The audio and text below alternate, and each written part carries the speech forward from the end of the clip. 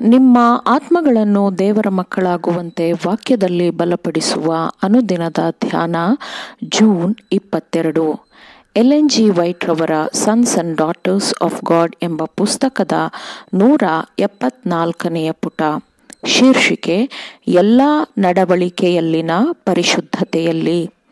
ಈ ದಿನದ ಸತ್ಯವೇದದ ವಾಕ್ಯ: ನಿಮ್ಮನ್ನು ಕರೆದಾತನು ಪರಿಶುದ್ಧನಾಗಿರುವ ಪ್ರಕಾರವೇ ನೀವು ವಿಧೇಯರಿಗೆ ತಕ್ಕಂತೆ ನಿಮ್ಮ ಎಲ್ಲ ನಡವಳಿಕೆಯಲ್ಲಿ ಪರಿಶುದ್ಧರಾಗಿರ್ರಿ. 1 ಪೇತ್ರ 1ನೇ ಅಧ್ಯಾಯ 15ನೇ ವಚನ.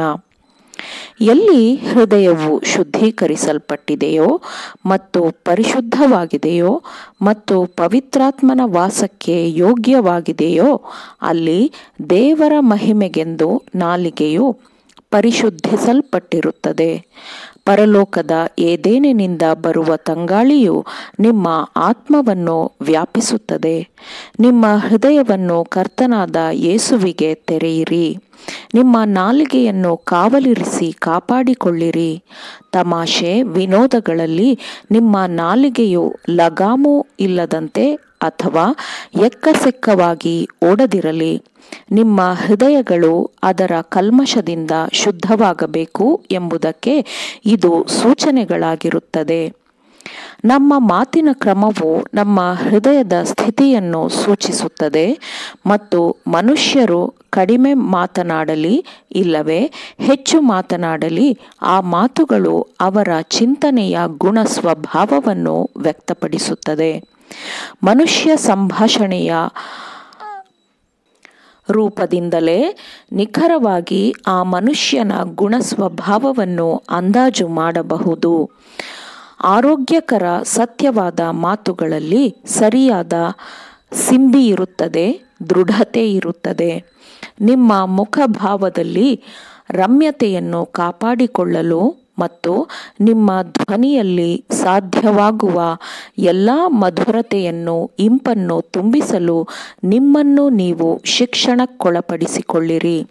ನಿಮ್ಮ ಶಾರೀರ ಮತ್ತು ನಾಲಿಗೆಯು ದೇವರಿಂದ ಸಿಕ್ಕ ಉಡುಗೊರೆಯಾಗಿದ್ದು, ಅವುಗಳನ್ನು ಸರಿಯಾಗಿ ಬಳಸಿದರೆ ಅವು ದೇವರಿಗೆ ಶಕ್ತಿಗಳಾಗಿ ಇರುತ್ತವೆ. ಮಾತುಗಳು ಹೆಚ್ಚಿನದ ಅರ್ಥೈಸುತ್ತದೆ. ಅವು ದೇವರಿಗೆ ಪ್ರೀತಿಯನ್ನು, ಭಕ್ತಿಯನ್ನು, ಸ್ತುತಿಯನ್ನು, ಮಧುರತೆಯನ್ನು ವ್ಯಕ್ತಪಡಿಸಬಹುದು ಅಥವಾ ದ್ವೇಷ, ಪ್ರತೀಕಾರವನ್ನು ವ್ಯಕ್ತಪಡಿಸಬಹುದು. ಮಾತುಗಳು ಹೃದಯದ ಭಾವನೆಗಳನ್ನು ಪ್ರಕಟಪಡಿಸುತ್ತದೆ. ಅದು ಜೀವನಕ್ಕೆ ಜೀವದ ಸವಿಯಾಗಿರುತ್ತದೆ ಅಥವಾ ಮರಣಕ್ಕೆ ಮರಣದ ರುಚಿಯಾಗಿರುತ್ತದೆ. ನಾಲಿಗೆಯು ಆಶೀರ್ವಾದದ ಲೋಕವಾಗಿರುತ್ತದೆ ಅಥವಾ ಅಧರ್ಮದ ಲೋಕವಾಗಿರುತ್ತದೆ. ಕೆಲವರು ದೇವರೊಂದಿಗಿನ ತಮ್ಮ ದೈನಂದಿನ ಒಡನಾಟದಿಂದ ಕ್ರಿಸ್ತನ ಸೌಮ್ಯತೆಯನ್ನು ಧರಿಸಿ ಹೊರಬರುವುದನ್ನು ಕಾಣಬಹುದು. ಅವರ ಮಾತುಗಳು ತಮ್ಮ ಮುಂದೆ ಇರುವ ಎಲ್ಲವನ್ನೂ ನಾಶಪಡಿಸುವ ಆಲಿಕಲ್ಲುಗಳಂತೆ ಇರುವುದಿಲ್ಲ. ಅವರ ಮಾತು ಅವರ ತುಟಿಗಳಿಂದ ಸುಮಧುರವಾಗಿ ಹೊರಡುತ್ತದೆ. ಅವರ ಮಾತುಗಳು ಅವರ ಮಾರ್ಗಕ್ಕೆಲ್ಲ ಪ್ರೀತಿ, ಕರುಣೆಗಳ ಬೀಜಗಳನ್ನು ಹರಡುತ್ತದೆ. ಆದರೆ ಅದು ಅವರ ಅರಿವಿಗೆ ಬಂದಿರುವುದಿಲ್ಲ, ಯಾಕಂದರೆ ಕ್ರಿಸ್ತನು ಅವರ ಹೃದಯಗಳಲ್ಲಿ ವಾಸಿಸಿರುತ್ತಾನೆ. ಅವರ ಪ್ರಭಾವವು ಮೇಲ್ನೋಟಕ್ಕೆ ಕಾಣುವುದಕ್ಕಿಂತ ಹೆಚ್ಚಾಗಿ ಕಂಡುಬರುತ್ತದೆ.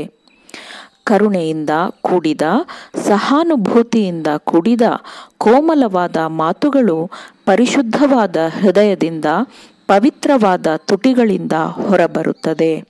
ಆಮೇನ್. ದೇವರ ವಾಕ್ಯಗಳನ್ನು ಶ್ರದ್ಧೆಯಿಂದ ಆಲಿಸುವವರು, ಪಾಲಿಸುವವರು ಆಗಬೇಕೆಂದು ನಿಮ್ಮನ್ನು ಉತ್ತೇಜಿಸುತ್ತೇನೆ.